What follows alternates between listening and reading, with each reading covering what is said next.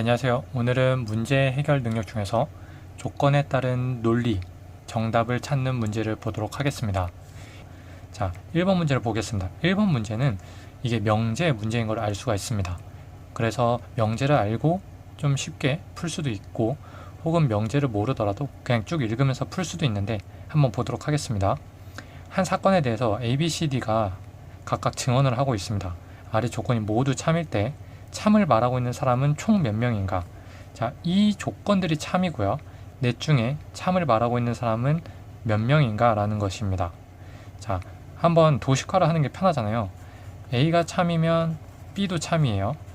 B가 참이면 A는 아니래요. 자, 이 두 가지만 보더라도 뭔가 좀 어색하죠. A가 참이면 B도 참인데 또 B가 참이면 A가 아니랍니다. 그러면은 이 두 가지만 봤을 때 A는 아니다라는 걸 알 수가 있어요. A는 거짓을 말하고 있고, 세 번째를 보면은 A가 참이 아니면 B는 참이다. 자, A가 참이 아니었잖아요. 1, 2번만 보고, 그래서 3번에 의해서 B는 참이고 A는 아니구나 라는 것을 우리가 확실하게 한 번 더 알 수가 있습니다. 자, 이 1, 2번만 보고 어떻게 A가 참이 아니냐라고 확정을 지을 수 있냐면, A가 참이라면 논리적으로 맞지가 않죠. 나는 참이고 그럼 얘도 참인데 얘가 참이면 나는 참이 아니에요. 그러니까 이게 서로 얘가 참이라는 가정이 성립을 한다면 이 1번, 2번이 성립하지 않기 때문에 아래의 조건은 모두 참이잖아요. 그래서 얘는 이 가정, A가 참이라는 가정 자체가 틀렸다. 그래서 A는 참이 아니다 라는 것을 알 수가 있습니다. 자, 그래서 세 번째까지 보기를 봤고요. 그럼 최소 B는 확보가 됐고 A는 아니라는 게 나와 있어요.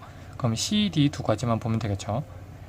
D가 참이 아니면 C도 참이 아닙니다. 그리고 B가 아니거나 C는 참이다. 자, B는 참을 이미 말하고 있기 때문에 이 마지막 조건, 요 C, D 두 가지는 우리가 알 수가 없기 때문에 마지막 조건을 봤을 때는 B가 아니거나인데 이미 이게 성립이 안 됐잖아요. 그럼 이게 성립이 돼야 된다는 말이잖아요. 이게 아니거나 라고 나와 있으면은 이게 아니라면 무조건 이거에 맞는다는 얘기죠. 그래서 C가 참을 말하고 있고요. 그리고 또 이 네 번째 보기를 보고 이 대우를 만들어 버리면 C가 참이면 D도 참이 되게 되어 있습니다. 그렇게 해서 B, C, D 해서 총 3명이 참을 말하고 있는 것을 알 수가 있었습니다. 자, 이렇게 해서 1번 문제는 명제 문제였고요. 2번 문제 한번 넘어가 보도록 하겠습니다.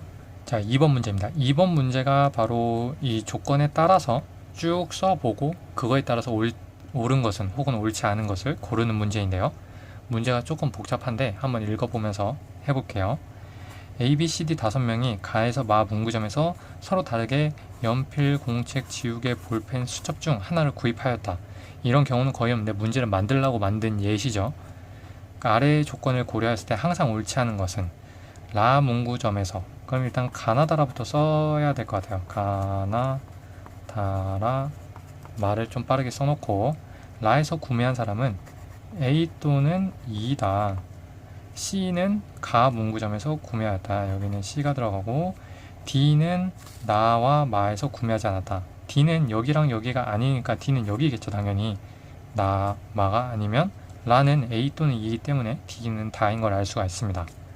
마에서 구매한 사람은 볼펜을 구매했답니다. 볼펜을 구매했고, 지우개는 A가 구매했어요. A가 어디일지 모르겠지만 지우개를 구매를 했고, 다에서 구입한 사람은 공책과 수가 아니랍니다. 자, 이렇게 써놓았으면은 우리가 알 수 있는 조건은 이게 다거든요. 그래서 요 빈칸들을 채우려고 하시면 안 돼요. 모두 다 채워서 맞는 것을 고르겠다 이렇게 생각을 하시면 안 되고, 그냥 여기까지만 두고 이 보기를 적용을 해가지고 그냥 답만 찾으면 되는 거예요. 그래서 우리가 알 수 있는 것만 빠르게 캐치를 하면 되는 거고요. 그렇게 해서 보면은 C는 수첩을 구입하였다. 수첩을 구입을 했을 수도 있는데 안 했을 수도 있고, 이 경우의 수가 너무 많죠. 그렇게 해서 여기서 우리가 좀 지켜봐야 될 것은 다와 라 이 정도입니다. 왜냐하면은 A 또는 E 공책 또는 수첩을 구매하지 않았고 A는 지우개를 구매하였답니다. 이런 조건들이 좀 약간 얽히고 설켜 있는데, 그래서 이 다라, 뭔가 조건이 복잡한 것들을 중점적으로 보면은 다 문구점에서 구입한 사람은 E가 아니다. A 다에서 구매한 사람은 E가 아니다. 맞죠? D가 구매를 했으니까 이거 명확하게 좀 나오는 쉬운 복이네요. B가 수첩을 구매하였다면 B가 갈 수 있는 곳은 나 아니면 마인데 B가 수첩을 구매했대요. 그럼 마로 갈 수가 없죠. 그럼 B는 여기가 오는 거고, B가 여기 있어서 수첩을 구매하였습니다. B 수첩. 좀 지저분한데 지우고 다시 할게요. B가 여기 오면서 수첩을 구매를 하였습니다. 그러면 E는 공책을 구매했다. 자, 그러면은 A와 E가 여기 둘 중에 하나인데, 여기도 A와 E 둘 중에 하나죠. 근데 A는 지우개를 구매를 했대요. A는 지우개를 구매했기 때문에 A는 여기로 갈 수가 없습니다. 그 말인즉슨 여기가 A 지우개고 여기가 E가 들어간다는 말입니다.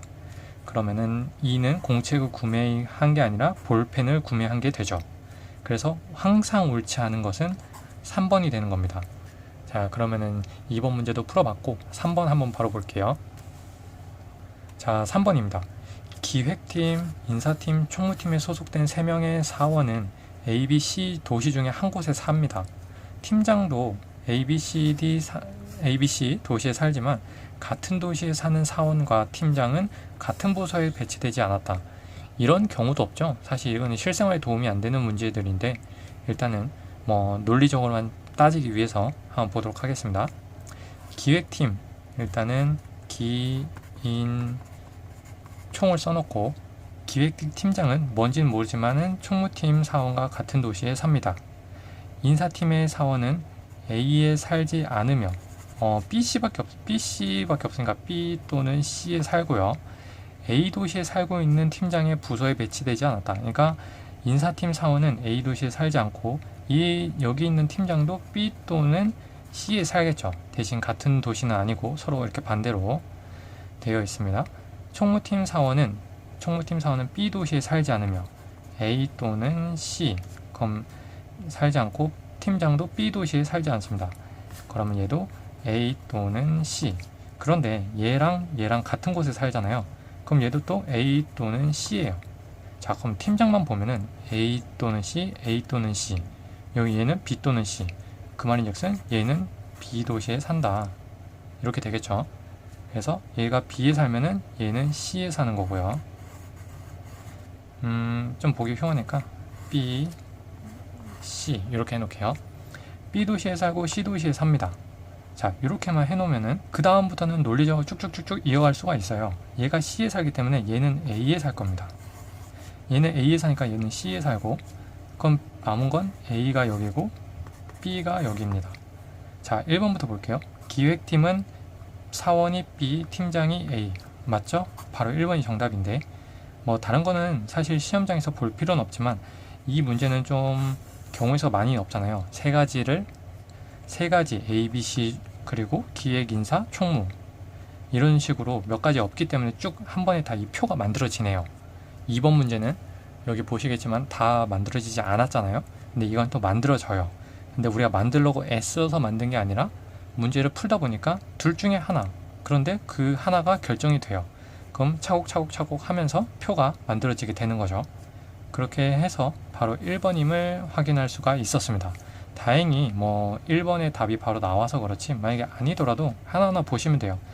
자, 이렇게 해가지고 문제 해결 능력 중에서 이 조건에 따른 논리 해결 문제를 풀어봤습니다. 자, 그러면 다음에 또 다른 문제로 인사드릴게요. 감사합니다.